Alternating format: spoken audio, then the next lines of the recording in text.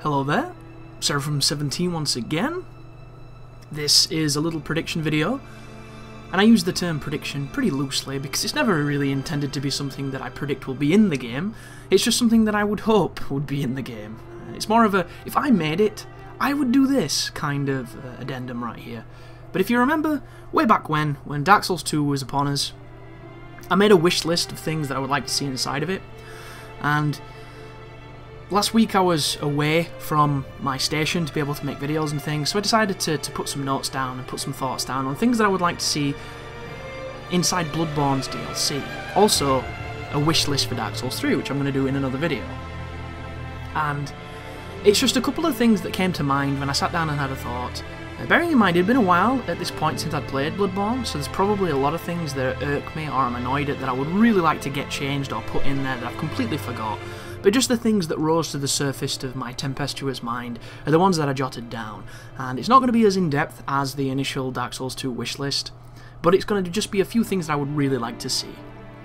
And feel free to leave some comments about the stuff that you would really like to see, because I know everybody's got, you know, things they enjoy, things that they would really like added to this fantastic game, and I'm always interested to read how people think it could be improved. So the first one I have is storage automatically fills empty spaces in your inventory. So this is a pet peeve of mine with Bloodborne. Do you notice how you never have to refill on blood vials until you run out of them completely? Well, I want every item to work like that. I want, when you use something, if you have stock of it in your storage, to automatically get added to it the next time you reset an area. And I want this because recently I've been messing around a lot with buffs, with the lightning, the fire, and the papers, and of course the blood pellets. And you can only hold so many of them for balance reasons. I assume it's for PvP reasons as well, to try and make it a little bit more balanced, even though it's not balanced at all, so I don't know why they really do that conceit. But you can only hold so many of them before you have to go back to your box and dump more into your inventory, and it's really annoying because Bloodborne is a game that's completely centralised around the Hunter's Dream. You can't just go to a lamp and use it like a bonfire because they're essentially archstones, but not even as good as a fucking archstone in this game. So it's this constant laborious task of going back to this place all the time for several different things, and you go there anyway if you want to swap your runes, if you want to do your weapon stuff, if you want to do this, that. It's kind of ridiculous just how much you have to use that place and how much you find yourself going back to it because the lanterns just don't do their job correctly and there's no other option anywhere else. Which is really baffling considering Dark Souls did all of this before Bloodborne was even a thing. So it's a massive step back in its utility, and that's one of the things that bugs me the most. So this would be a fantastic thing that I would love to see implemented, but I don't think I will. And there might be a way of doing it that I've just not cottoned onto, because there's been a lot of patches that haven't really... They've had kind of vague areas, grey areas of descriptions where they've tweaked certain things, and it's made a big impact on the game, but when you Google into it and you try and find information, it's just not there, but when you play it, you can definitely feel some of the differences. But the second one is a repair item. The Hunter's Dream should not be the only method of repairing. I think it's ridiculous. It's absolutely ridiculous, especially if, like me, you use the cursed gems that degrade your weapon's durability. You're repairing all the time. Like, I kill most bosses these days with a broken weapon, or with a weapon that's, you know, at risk. Which I have no issues against degradation. I think it rewards a player who is constantly vigilant with his gear, but it also means you have to go back to the same place. There's no way to be extra vigilant and make sure you've got something in preparation to stop it. So I would love to see some kind of bladestone or whatever item, repair powder, doesn't matter what it is, something that can enable us to not have to go back. Once again, the Hunter's Dream is more of a bloody manacle than it is anything else because you're constantly reminded of having to be there. Very frustrating. The next one I put is new visceral attack animation, perhaps specific to an outfit or a weapon. So, I really like the visceral attacks on this game. I think they've got a good crunch to them, it's a nice animation, and I don't get bored of it, but it would be always cool to have more. Diversity is literally the spice of life, so I would love to see something that is just a little bit different. And of course he does the visceral attacks with his hand, and there's a whole bunch of lore, speculation behind that, but it would just be nice to see something different. I'm not asking for, you know, a hornet ring that makes it even more ridiculous, even though I would love a hornet ring because I don't give a fuck, but just something that gives it that edge. And I don't know how it would be moderated or how it would work, but just no animations are always welcome. And to me, visceral attacks is my favourite thing in the game, so more of that, always welcome. The next one is a method to manipulate the resources from crystal assholes. So I call the scurrying demons, or I forget the official name for them, the book's behind me but I'm lazy. The crystal lizards of Bloodborne are these creatures that have evolutionary stages. They go from being like a little cluster of skulls with legs, all the way up to this crazy like whip thing that can do quite a lot of damage to you if you underestimate it. And the items that you get from them, in traditional Souls fashion, seem to be kind of random, and only certain ones have, or it seems from my experience, from the empirical evidence I have, only certain ones have a probability of dropping chunks. And I would like it if you could always get certain rewards by doing certain things. And there's a lot of stuff on the internet about people saying you can leave Yaha Ghul until you get to the pale blood version of it, and then when you go to it, the fake version without the pale blood, all of the guys there will drop chunks rather than having the lower resources, and there's certain things along those lines. But I would just like a better way of dealing with it. An example for me personally would be how you could use World Tendency to increase drop chances and to spawn special enemies in Demon Souls, which enabled you to do certain things that you couldn't do in other situations. But of course Bloodborne doesn't have World Tendency, so it would have to work somehow differently. But just a way of guaranteeing or getting better things, just like, as I've mentioned, a way to manipulate resources from them, because who wants the fucking bare minimum piece of shit shard when you can be getting chunks? Nobody, hopefully. But I highly doubt it, anyhow. The next one, lost or uncanny derivative to be found / unlocked / dropped that actually makes a legit difference. So when I first learnt about the lost and uncanny weapons, I was really excited, because it was an alternative version of the weapons that I already thought were really cool. And when you say an alternative version of something, I'm thinking, well, why is it different? How can it be different? And of course, they're only really different in the gem setups. So depending on which one you get will depend on if it has a triangle or a circle or like a star-shaped one. And it enables you to fit different gems in them. But aside from that, they're almost identical in every conceivable way. They're just the same weapon. And I would really like to have some kind of derivative that makes a difference. It can be the hardest thing in the game to get.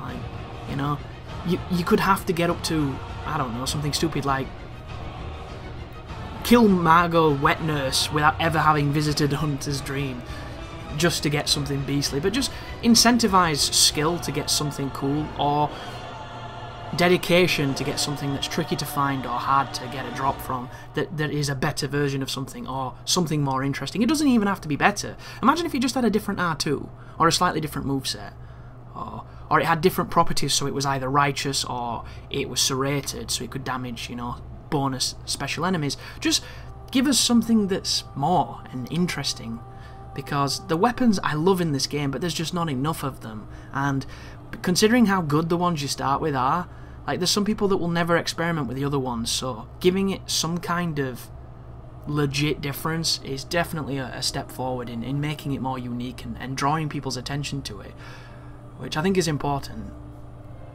Then I've put Fist Weapon with a god tier creative moveset. So I really like punching stuff in Souls games, and Bloodborne could have a really cool version of that. And there's just something about having a fast weapon that can be effective and that has a creative moveset that I really enjoy. You'll notice I made a lot of videos in Dark Souls 2 where I was using the Vanquisher seal, and a lot of people wondered why I did it. A lot of people seem to think that the fist weapons is somehow a gimp, that when you use that it's, you know, the extra level of challenge, it's the ultimate Conan the Barbarian moment of you've overcome the game at the hardest possible thing. And it wasn't really about that. Sure, I might have made certain stipulations to make the fight more difficult or more interesting to make it a better watch, but the fist weapon was really powerful. Like, by the end, I had that fist weapon all the way up there with some of the best weapons in the game for my build at that point, so you should never sleep on them, even though, you know, you're just punching people with your hands. But I think this is something that Bloodborne could do really well, because I love fast movesets on this game. I love the Rite of Palash when you get the left and right quick slashes. You can build beast mode up so quickly with it. I love it when you do the thrusts with the stake driver, because it's really fast. Now imagine an even faster weapon, and you've got something that, combined with blood pellets, combined with maybe a buff or something, could be really, really dangerous and really cool risk-reward wise, which I think is exciting as hell. Then we have some viable areas / enemies that provide high level gem opportunities. So, if you've listened to some of my Bloodborne content, you'll know that I think the Chalice dungeons are a great idea, I just don't think they were executed well enough. I think they get boring, I think there's no real incentive to do them, and I think the randomly generated maze-like labyrinthine quality of the level design therein is just dull. It doesn't feel fun, and it sucks because there's unique enemies, there's unique bosses, there's tons of loot, and as I've mentioned, it does generate itself, so it can be random, it can give you hours of fun, but it just doesn't come across as the same kind of fun as the main game. It's not that same kind of tone. So, getting those high level gems that require you to go to a depth of 5 and go into the cursed places or the fetid places and all that stuff, where the game can be fucking miserable at times when you get 3 maidens summoning those red spiders that all one-shot you when you have a gangbanger and chasing you, like really, really miserable situations, and then bosses that take a ridiculous amount of hits to kill because they've all got 30,000 life and you die in one hit, so it turns a normal fight that's quite fun into a 9-minute, tense slog, all in the end to get a gem that perhaps isn't for the weapon you're using. So it would be really nice if they would implement certain enemies having a rare drop chance. They could be new enemies, they could be new enemies that now populate the main game post DLC, or they could just be amendments to existing people, because as it stands, the only high level gems you can really get in the game are from the Winter Lanterns, and those are cursed gems, and fighting those Winter Lanterns is not fun at all. They're a terrible enemy that is gimmicky as balls, and it's essentially just a douchier version of those assholes from Latria. So I would love to not have to go into the Chalice dungeons to get some kind of good reward, and it would be nothing different than getting a Black Knight halberd at the beginning of Dark Souls if you're lucky enough. I love that kind of, this could be a great run because of X. I prefer to control it, of course, but sometimes the lack of control is what keeps you playing. Red Tearstone Rune.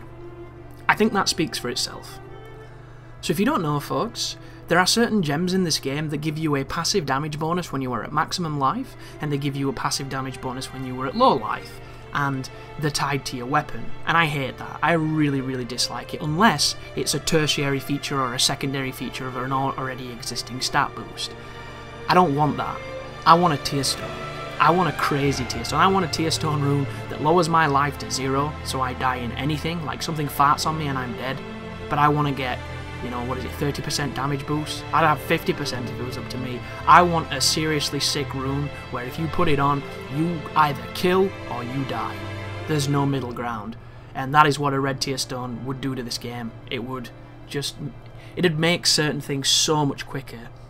Like, some of the speedruns would destroy it, but it's just not really there. And I love that risk versus reward factor. It's my favourite part of these games. And if that was introduced, I would be a very happy bunny. So, new enemy type that can populate main game areas. So this is a little bit similar to the one I've already mentioned. I would love them to introduce some kind of new creature that you have to fight, and I would love it to be across the entire game. So you go into an area you've ran through 1,000 times, and it's just kind of stood there. You're like, oh, okay, this is a bit different. Just something that just tweaks it and changes how it plays. I think that could be fantastic. A PvP arena with worthwhile rewards, a la Blood Gems, Echoes, Chunks, that actually works and caters for both fun, free-for-all silly custom games and more serious dueling. And you might be wondering why I've put this down. Well, it's simple really. The PvP on Bloodborne is essentially behind a barrier of entry, which is this horrendous setup that they've got now. As opposed to the invasions of old, it has this bell ringing system that works, and sometimes it works, sometimes it doesn't. Effectively, it's awkward. and it's unnecessarily awkward. And I think the best way these days to fight people who want to fight is to go into one of those specific chalices and ring a specific bell inside the chalice and things like that. It's a lot of messing around to do something very simple. This would be an opportunity to go to a place where people want to PvP, or to do some unique PvP situations that the game doesn't afford. I love stupid stuff in these kind of games, and I think they just don't do it enough. Obviously, it's completely against the kind of tone that they're trying to set and the theme of the game, but I think it can be really, really fun. And Dark Souls had an arena, but I never think it really aspired to be anything truly great or different. It had some good options, but it was so limited. Dark Souls 2 was the exact same. It was almost too serious, the arena there, because there was nothing that was even remotely reminiscent of stupidity or fun. And I would really like to see it, because you can have your 1v1s, you can have your 2v2s, you can have your, 4-man free-for-all or 6-man free-for-all or whatever. But then you could also have stupid things. Like, imagine 6 people in an arena, every man for themselves, but there's Smo and Ornstein there that are just killing everybody, attacking everybody. Just arenas that have ambient enemies that are there to screw everybody up and just throw a wrench into the mix. There could be so many stupid scenarios. You could literally have, who can survive the longest. You can't hurt each other, so it's essentially, there is whatever you want. Insert your favourite thing in the game is in that arena, and you all have to run away and survive. And it's like hide and seek from something terrifying. Or it could be games of TIG, it could be anything. There are so many ways you can make this game amazing, and it doesn't have to, make it less serious or make it less scary or stern or whatever you want to call it, less difficult. It would just be beastly. Like, imagine Gascoigne. You're in Gascoigne's cemetery, Gascoigne's going for everybody, and it's just, every man for themselves running away, and as soon as he transforms, it's just like, good luck everybody. It would just be the dumbest, most silly thing ever, and I'd play it for hours, but they just never offer these kind of opportunities because it's just not what they want, unfortunately. But the final point is just the Chalice dungeons.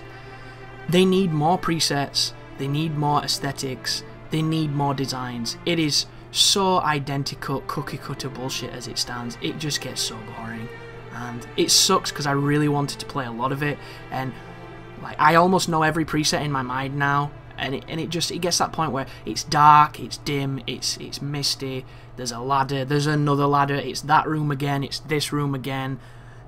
It just could be so much more, and it really isn't, but who knows, folks? What will the DLC bring? Probably nothing like any of the things I've just mentioned. What would you like to see?